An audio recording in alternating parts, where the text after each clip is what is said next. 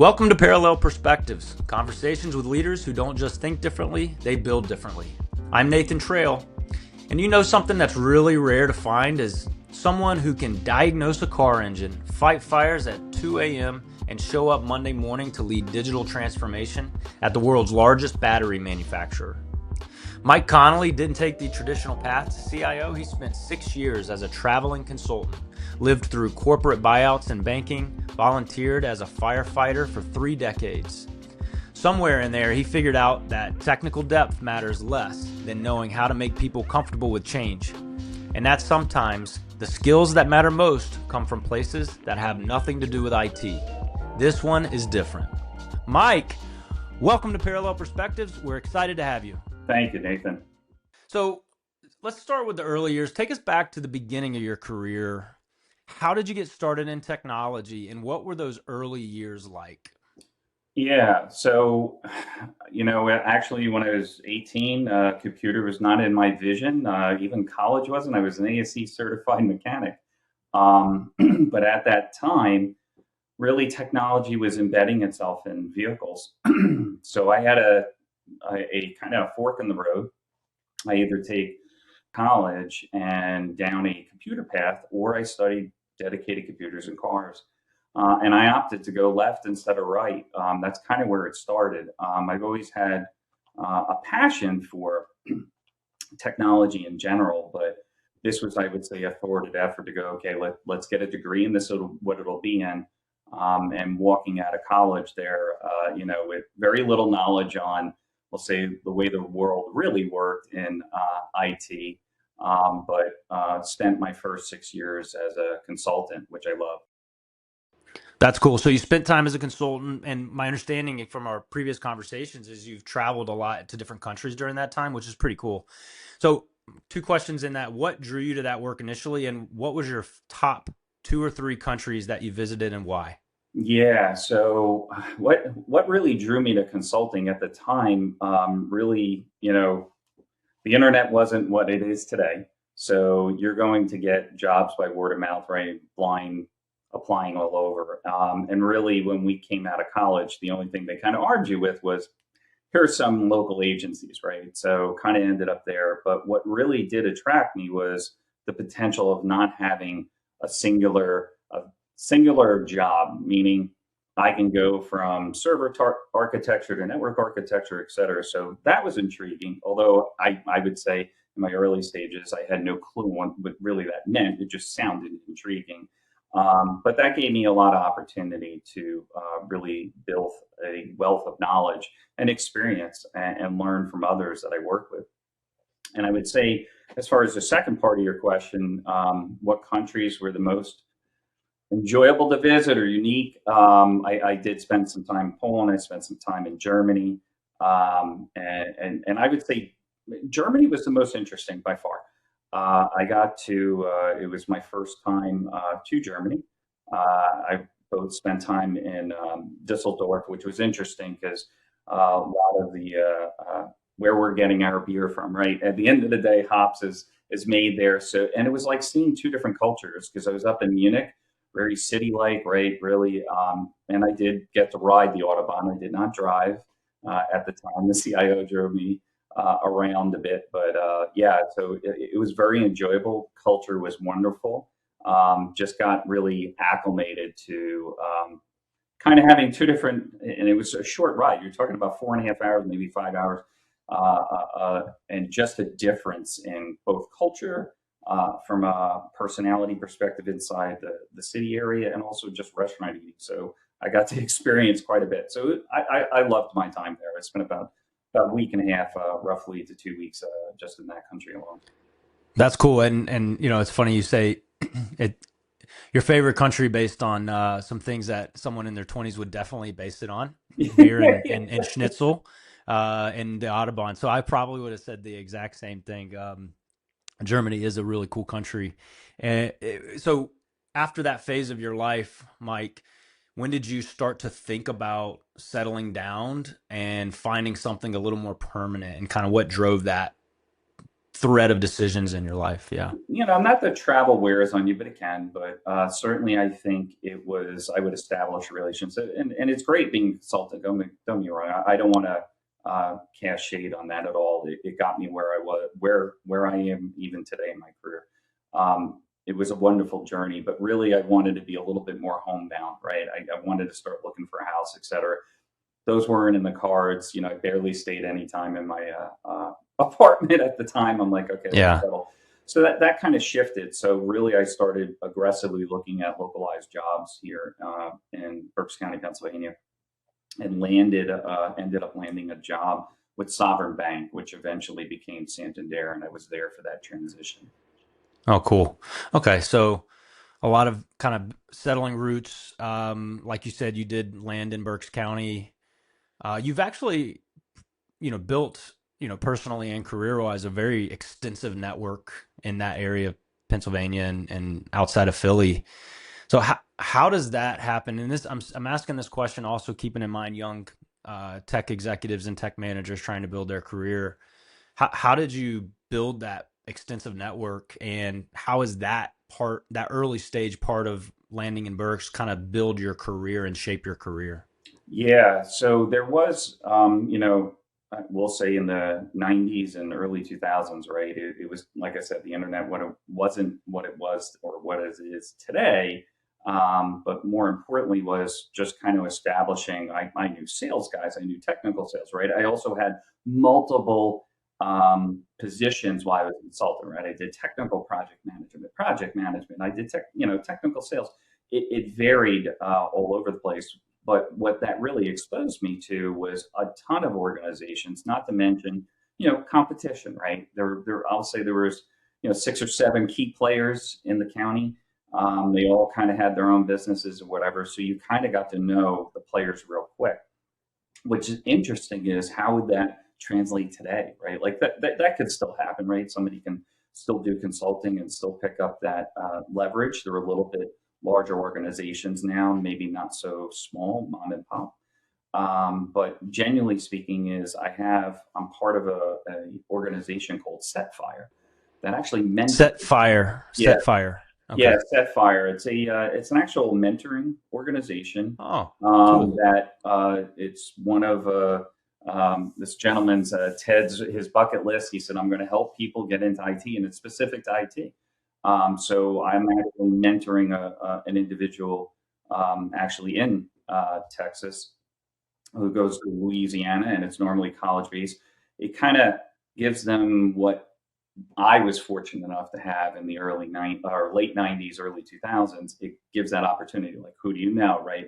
And kind of engage those folks and then get them those kind of introductions, those contacts, and also just advise them, like, on, I won't say, people don't have lofty ambitions. Everyone does. Sometimes it's a little problematic when you think about, well, is that even possible to do? And we kind of advise them what's realistic, what can happen day one, what can happen, day 365 in this first year, and what does that look like? So we kind of help them with that. So it's a year-long endeavor normally with 1 or 2 that you.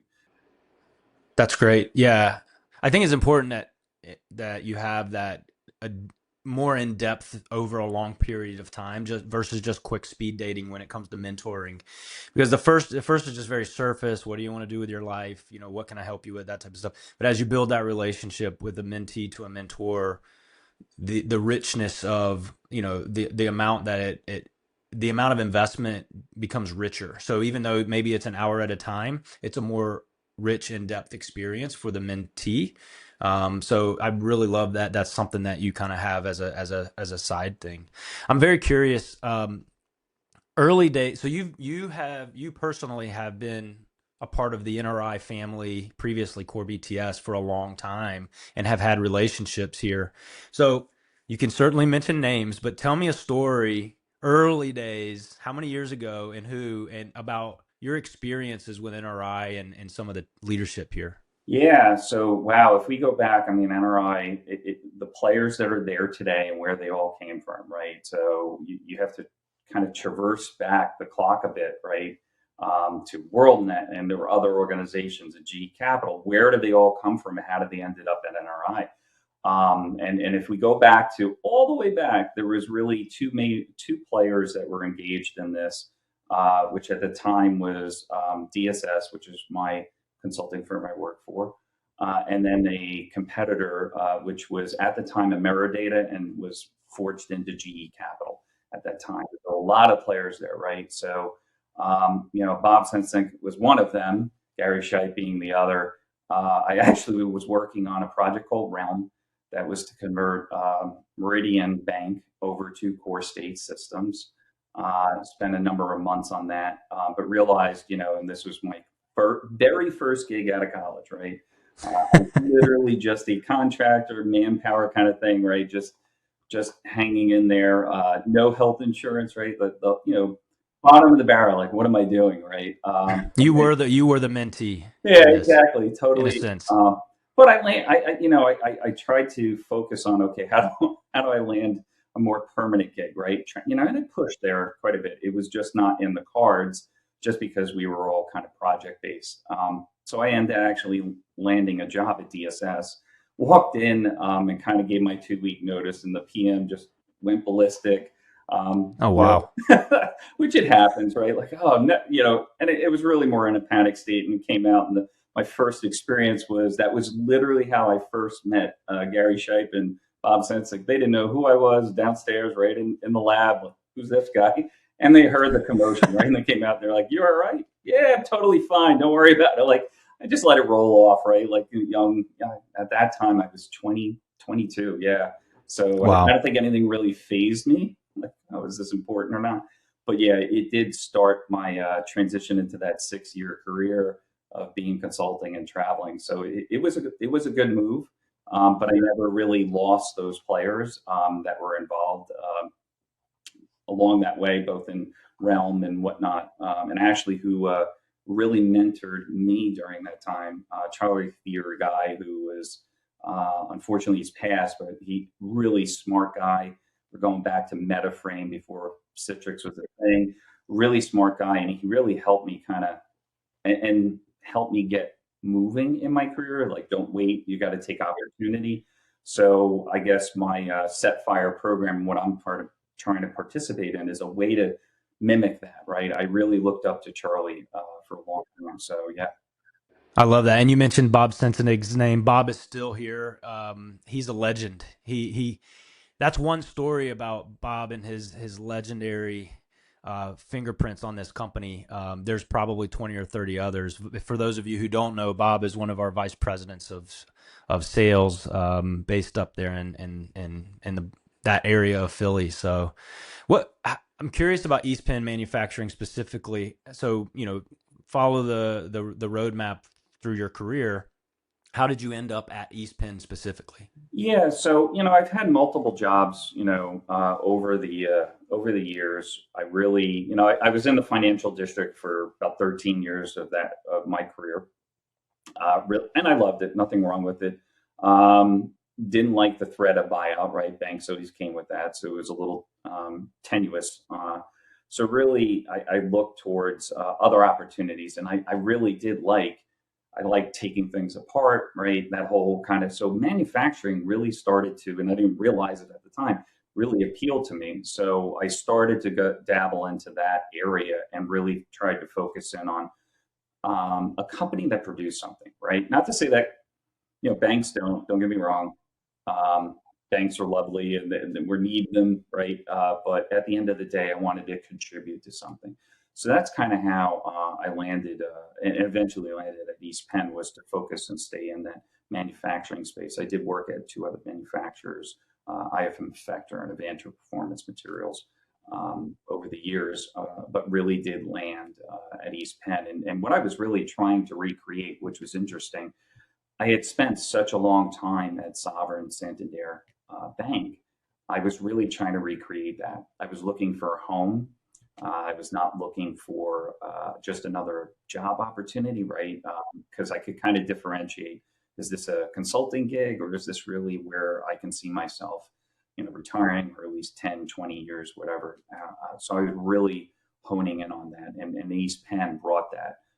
to the table. So I'm the vice president of information technologies, but VP of IT. yeah, Okay. from a title perspective, yeah. But I've been there now 7 years. So Okay. yeah, and so when I started though, it was definitely the landscape looked very different than what it does today. Sure. So in order to move from where you were into, effectively what the CIO is, the VP of IT, were there specific experiences or stories through that transition period that prepared you for this position of leadership? Yeah. So really, what I at Sovereign Bank, and I applaud them for this. Early on, I knew I wanted to do some level of leadership, or at least wanted to expand. Right.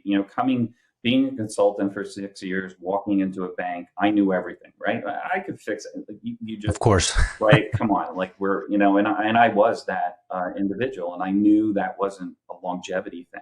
Right. How do I change that attitude? So for like about 5 years, they really groomed me. They sent me to leadership training, right? Understanding, um, you know, before it was DISC, right? Profiling, well, like Yeah. what kind of personality, so you can kind of be emotional intelligence, self-awareness, right? That is where I think I really started to understand, okay, stop being a putz. How do I participate as a team, right? And how do I really help the company move forward, right? So that's where I think I really kind of picked it up, and taking those skills helped dramatically with East Penn. East Penn, when I walked into, unfortunately, a little bit of a technology deficit. Um, and IT was not really modernized, not really, what's wonderful about East Penn, we've been in business for 80 years. A lot of opportunities, but also change sometimes comes hard, right? That's when you've done it for so long, been successful, that's difficult. So there were some legacy systems there and things of that nature. So how to break those molds, and I think that's one thing that kind of helped me understanding how I'm coming across, emotional intelligence, and also just dealing with change management. I love the influence on emotional intelligence, and you mentioned the DISC uh, Yeah, program. Actually, it's still around today. I'm actually yeah, going through it with some of my leaders as we speak. The DISC program. Where do you fall on the wheel of yeah. DISC? Do you remember? I am an ID. ID. I've actually got it pulled up. Funny Yeah, enough, I have it open. Okay, so influence with yeah. a hint of dominance. So Yes, yes, um, yes. let's read it. Influence, charm and enthusiasm, sociability, optimism, and talkativeness. That sounds about like Michael Connolly there. Yes, So, yes. I would well, think that's pretty Bob cool. shares that, to be fair. Bob Sands. I agree. Yeah, I agree. I land in right smack in the middle of D. So Yeah, dominance, which is self confidence, directiveness, forcefulness, and risk taking. So yeah. pros and cons, I think, to all of that. Oh, absolutely. Throughout your career, you've had a lot of different technical roles.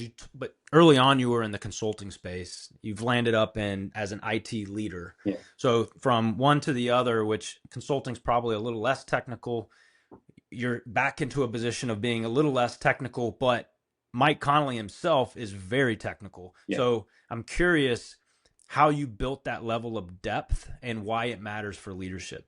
Yeah. So, one of the things I really thought about, if I was going to be a leader, and, going through being a consultant, I was, an MCSE, like, 6 times over, right? I did all that Microsoft bed. I was CCNA, the whole 9 yards. And it was just due to demand, right? Where was the demand, right? Proxy 2.0, surf control, things that, checkpoint firewall, all of those things, right, were all needed by customers. So I learned those assets. But the one thing I really took away from that was fantastic was I learned, started out like desk side support, moved to server, moved to networking, voice over IP.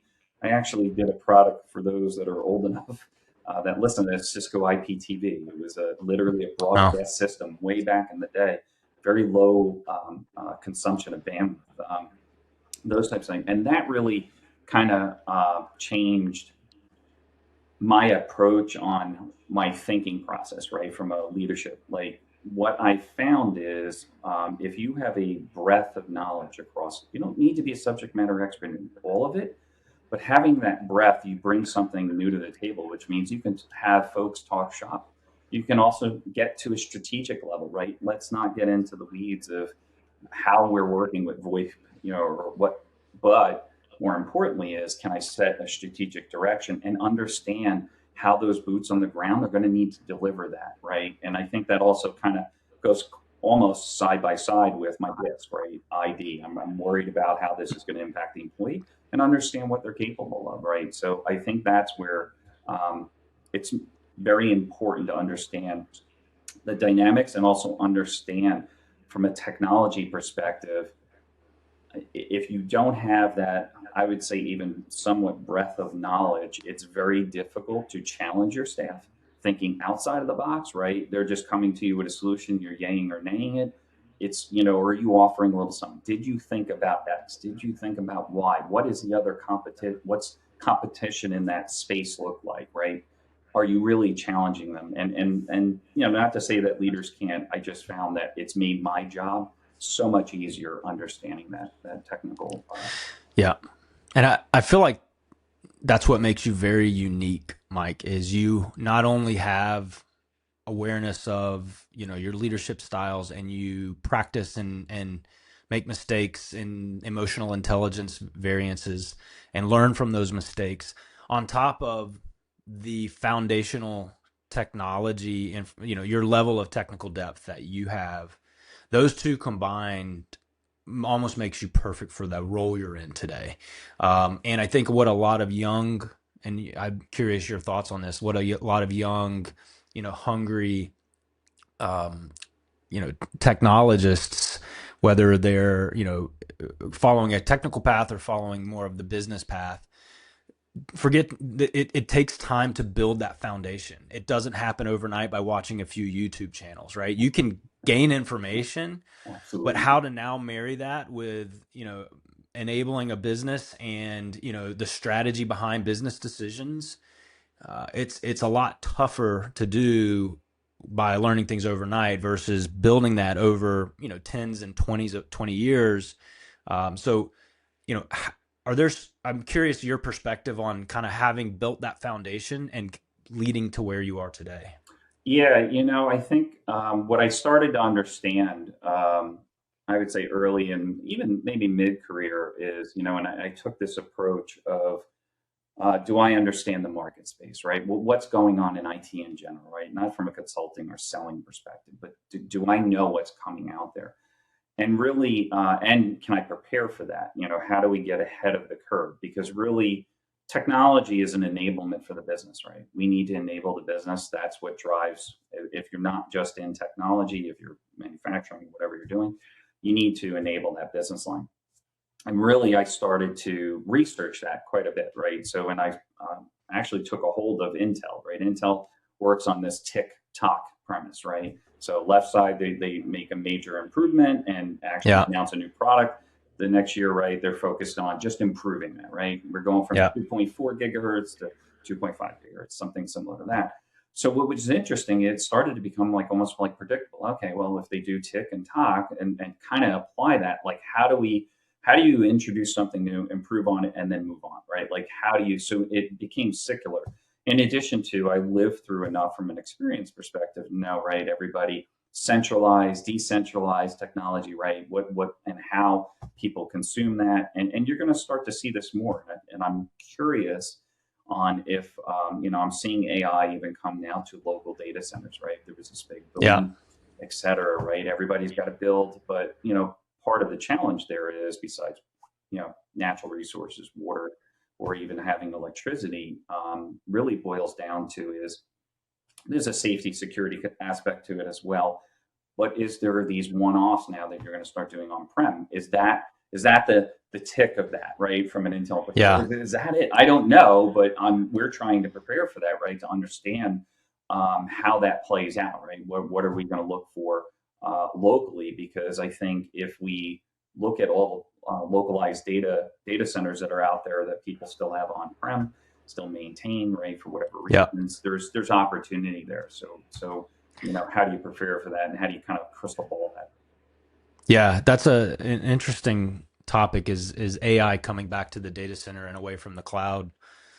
We've started to see a small trend as well around, as chips get cheaper, right? As chips get more inexpensive, is there going to be a shift in what that looks like? We now have a practice that's really focused around AI ready data centers. So it's around how AI is starting to move back to the edge.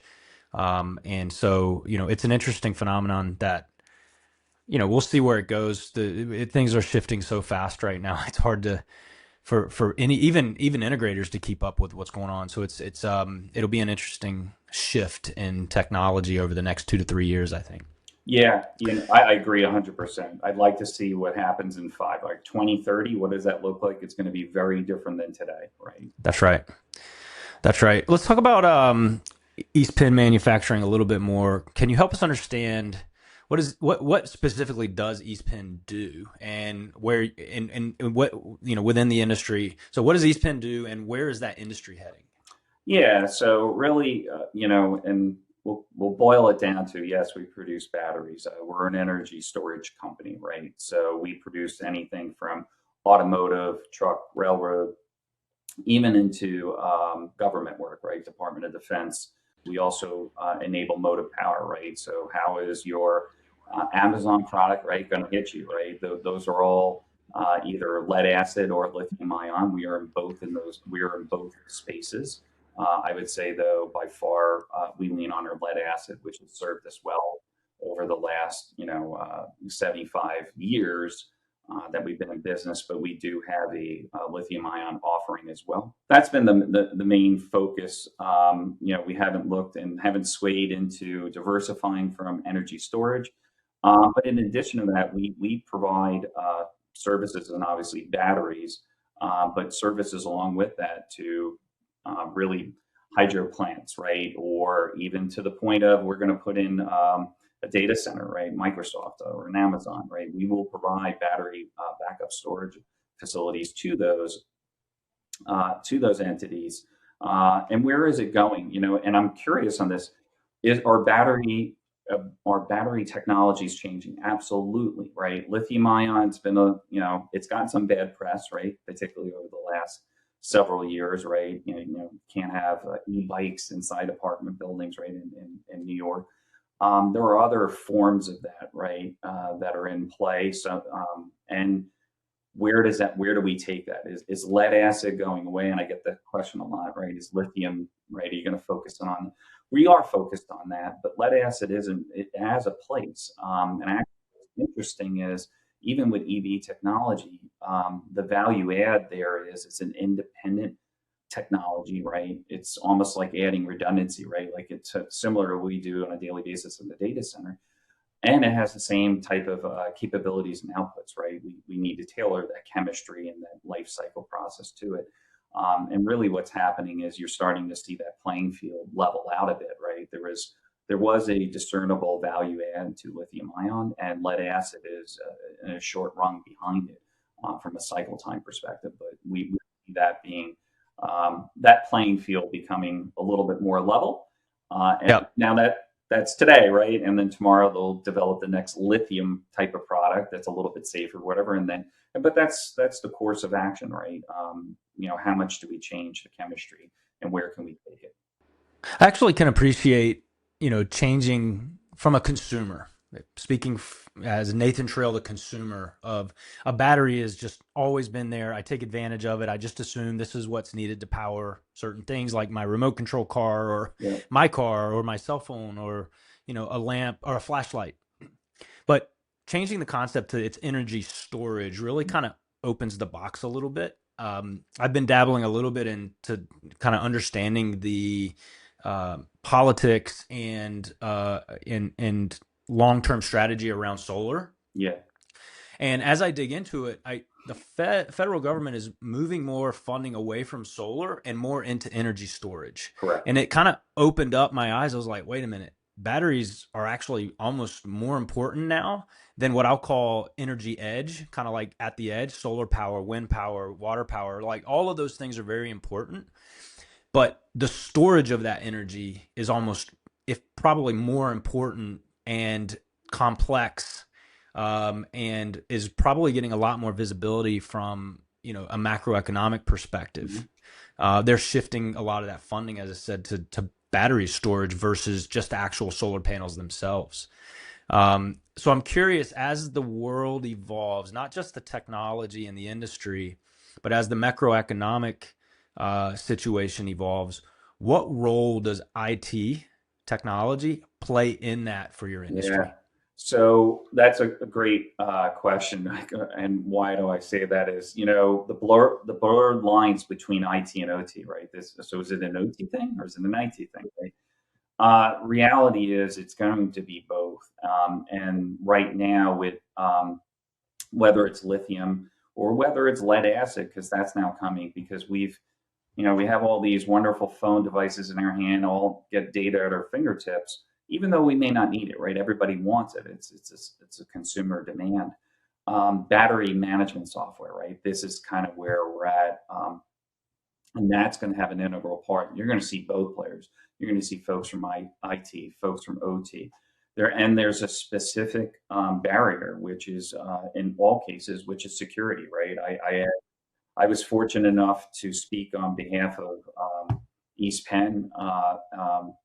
White House had asked for input specific on what regulations had to go into place to ensure safety of our Yeah. battery management systems, and what does that look like. So I was fortunate to do that and participate in that. I'd love to say it's going to hit the market tomorrow, right? It is the government, and it's going to take a little bit of time. But I think the value add there was, and it was just East Penn was one of the players. There were three others that were there. I think we kind of gave our input, and really, I think that's where most time will be spent in that space. Why do I say that? Chemistry, not to say that that's not important, absolutely is, and it takes a long time to develop. Really, what it boils down to is, and if you ever wondered and you looked at phones or any product you have today, you're like, well, the battery lasts longer now, right? That's not the lithium ion. That's not the battery. It's the actual management software. It's the thing saying, oh, in the middle of the night, I'm not going to fully charge because it does it right. It starts to understand behavior Right. of the person and apply it, and how can I get the most longevity out of the life Interesting. cycle of the battery. And that's really where you're going to start to see a lot more competitive edge, right? Particularly in this space. Yeah. Interesting. So when you arrived at East Penn, I know the company was facing some technical challenges, some technology challenges. Um, Versus today where you're still kind of in this positive momentum shift. How do you drive that transformation inside of a company that has 80 plus years of manufacturing history? Yeah. So really where it started, right, was, I'll say, small, right? Because one of the things that they had to get acclimated to was change management, right? And that's a difficult task. So for 7 years, all I've been doing, right, talk about building relationships and influencing, right? That's where it kind of starts. So being a leader in IT, and particularly in the space I was in, and the challenges I was facing is, yeah, I need a lot of technical skills, right? That helped me along. I knew what the right answer was potentially with my team and what they could deploy. But the answer was, how do I get them to buy into it?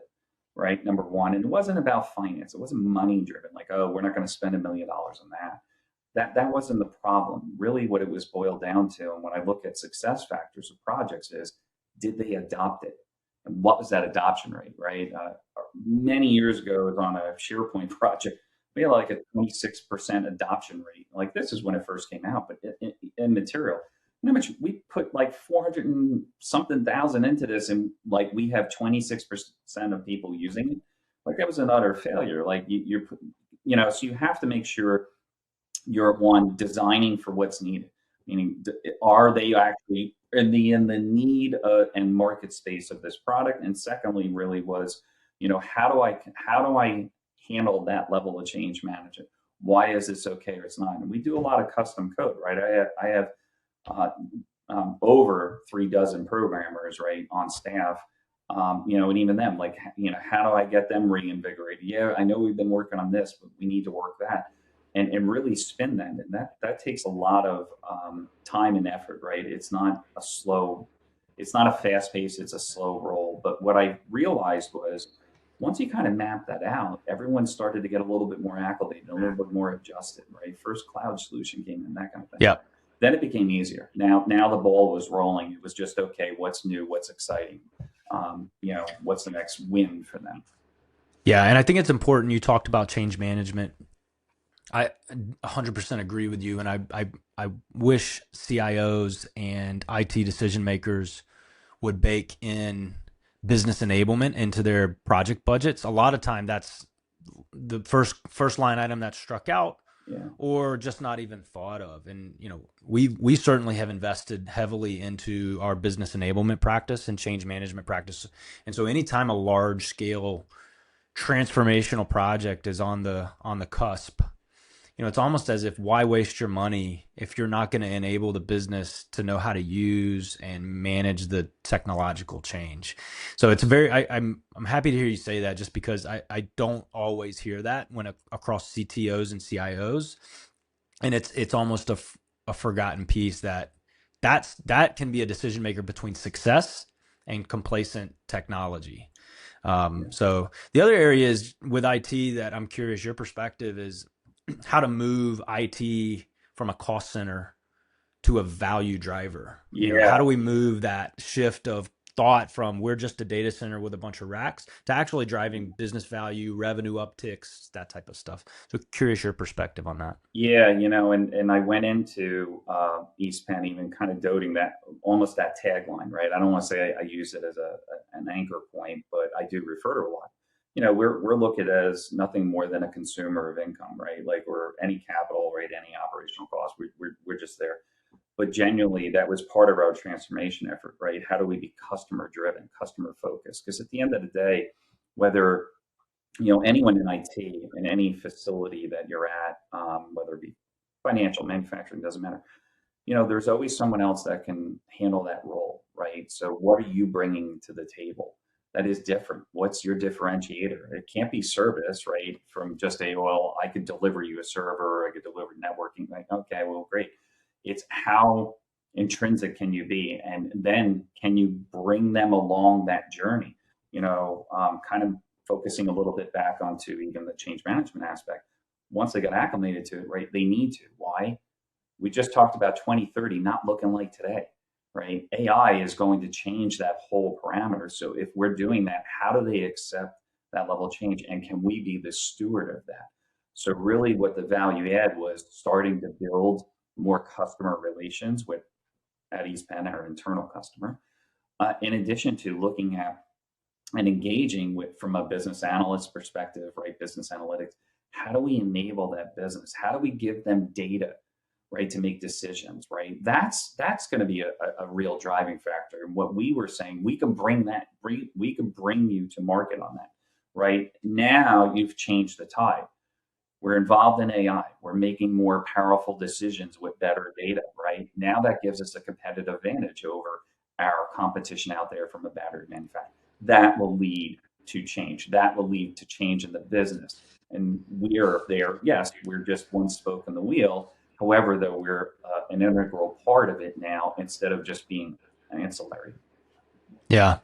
And I think a lot of leaders in your position are trying to figure out the secret formula for breaking into, and it's not just the technology and strategy. It also goes back to kind of that cultural mindset from the C-suite, and the board of directors is shifting the view of who technology is for our company. It's not just, it's not just a cost center anymore. It's now something that we have to leverage to build our business.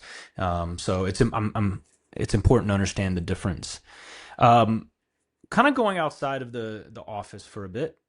You have a lot of very interesting hobbies. One involving the FBI. Yeah. Another involving, is it World of Warcraft? Yes, World of Warcraft. Yes. And another involving putting out fires. Yes. So you're a man of so many talents. I don't even know where to start. But let's start with volunteer firefighting. Sure. You've been doing that for over 3 decades. Yes. So I'm curious how your experience as a volunteer firefighter influences how you lead in your professional role at work. Yeah, no, there was definitely, if I had to pull one attribute, was really incident management. Oh, really in critical pathways, right? When you come to a decision point or you're just under pressure, what I learned was I started to relax, right? Everybody gets that panic phase. That didn't hit me as much, right? Having gone through, 36 years doing volunteer firefighting, et cetera, you learn to manage that stress, right? And learn to turn it, right? And focus. So really what I've used that is to, as a tool, right? In my suite of toolbox, whatever. I've used that to be able to manage whether it's a critical incident, cyber event, or just pressure, right, from upper management. We got to get stuff done. How do you turn that and make sure you're also communicating the right? So that means you need to be level headed, right? You're not just you're getting yeah. yelled up at the top. You don't want to deliver that down below, right? How do you shield your team? And that's going to be important. So I'd say that would be definitely one attribute I took over. That's great. Yeah, and I can see now more and more hearing you speak how much of an asset you can be having all of these different levels of, you may not be an expert at anything, but because of your depth and your broadness of experience through various things such as firefighting, when teaching you how to be calm under pressure and how to make fast decisions that are critical decisions, very much come back to how you can be stronger as an IT and business leader. What about parallels? This is a fun one because I don't know anything about the World of Warcraft. And my understanding is you are a legend in the World of Warcraft. The planet or the atmosphere of this gaming platform. Are there parallels that you can take from World of Warcraft? And you've been playing for I don't know how many years, Yeah. 10, 20, whatever it is. 20 Yeah. years is Yeah. insane. That you can take from that gaming platform and your that kind of alternate reality that you kind of create and then take that into your leadership at East Penn. Yeah, so you know what I and maybe selfishly lately, what I leveraged it for is right there is definitely obviously my generation of players in that game, right? But there's a younger audience, right? So really, when it puts you in this mindset, and you have voice chat, et cetera, right? Those types of things. We don't do video, but a lot of voice chat. What I realized it kind of kept me a little bit more grounded. So what is the market space going to look like? And I know this sounds ridiculous, but a lot of gamers, they're into tech. Some aren't. Don't get me wrong. It's not 100%, but even 50%. So how would you lead that individual? What I learned was, or what motivates them, right? Is it reward? Is it success? Like, or is it being part of the team, right? Or is it that camaraderie on voice? It actually gave me a human dynamic that I can bring back within my space, right? Within East Penn and IT, like how, because I have a younger workforce, right? We've grown substantially. We've actually tripled our size over the last 7 years, right? So that's a significant challenge, and so I think it got me a little bit more grounded in understanding, how do I communicate what's important and what motivates them. Yeah, tripling in size is a pretty amazing stat. Yeah, To just that's in the manufacturing space for someone who's been doing it from 80 years, and then all of a sudden we have this boom is says a lot. That's pretty amazing. So let's move into some fast takes. yeah, I'll ask you a couple of questions. You can answer as quickly as you want. Quick answers. I know there's a couple I've plugged in here that you don't see. okay. So heads up. But here we go. All right. What is your favorite Star Wars character?